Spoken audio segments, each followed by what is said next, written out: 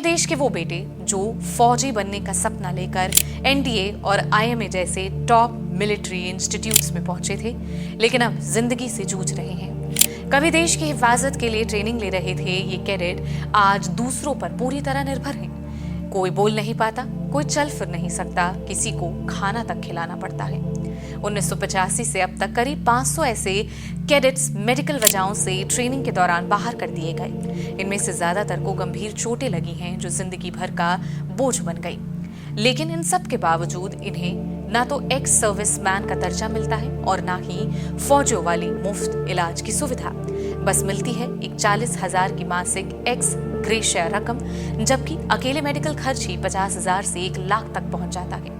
तो चलिए इस वीडियो में कुछ ऐसे ही बहादुरों की कहानी आपके सामने रखेंगे। नमस्कार, मैं हूं आपके साथ निहारिका श्रीवास्तव और आप देख रहे हैं जनसत्ता।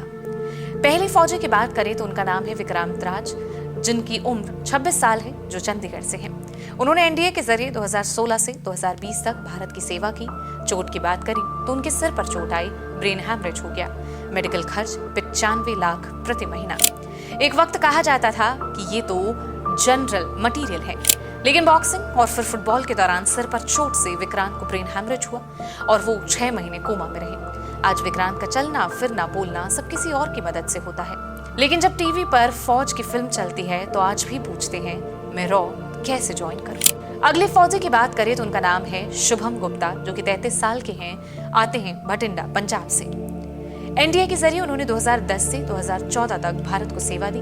चोट स्पाइन इंजरी, शरीर का 80% हिस्सा पैरालाइज है। मेडिकल खर्च करीब 40,000 प्रति महीना। एक समय फाइटर जेट उड़ाने का सपना देखने वाले शुभम आज गिलास भी खुद से नहीं उठा सकते। एक स्विमिंग पूल में डाइव के दौरान उनकी गर्दन की हड्डी टूट गई और उन्होंने 8 सर्जरी झेली। अब 2 अटेंडर्स के जरिए उनकी जिंदगी बीत रही है। अगले हैं किशन कुलकर्णी, जो कि 25 साल के हुबली कर्नाटक से आते हैं। एनडीए के जरिए उन्होंने 2019 से 2022 तक देश को सेवा दी। चोट cardiac arrest, 90% brain haemorrhage. Medical खर्च की बात करें तो 40,000 प्रति महीना। किशन को ट्रेनिंग के दौरान अचानक दिल का दौरा पड़ा। अब वो पूरी तरह बेड पर हैं, बोल नहीं सकते, खुद से खा पी भी नहीं सकते। उनकी मां भारती एक रिटायर्ड टीचर हैं, आज अकेले उनकी देखभाल करने को मजबूर है। अगले फौजी हैं कार्तिक शर्मा, जो कि 27 साल बिलासपुर हिमाचल से आते हैं। एनडीए के जरिए 2015 से 2021 तक उन्होंने सेवा दी। उन्हें भी स्पाइन इंजरी हुई, व्हीलचेयर पर निर्भर हैं। मेडिकल खर्च की बात करें तो 40,000 प्रति महीने आता है।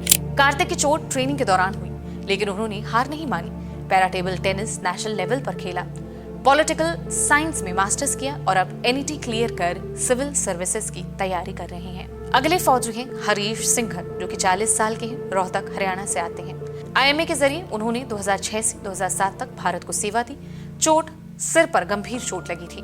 मेडिकल खर्च 70,000 प्रति महीना। कभी दोस्तों के साथ कदम से कदम मिलाते थे, अब कहते हैं मुझे कुछ भी करने का मन नहीं करता, सिर्फ सोता हूँ। उनके पिता कहते हैं मैं चाहता हूँ कि बेटा मुझसे पहले चला जाए ताकि वो अकेला न रह जाए। इन परिवारों को अब उम्मीद है सरकार से कि इन्हें ESM स्टेटस मिले ताकि कम से कम इनका इलाज सेना के अस्पतालों में हो सके। लेकिन पिछले 1 साल से ये मांग फाइलों में अटकी हुई है।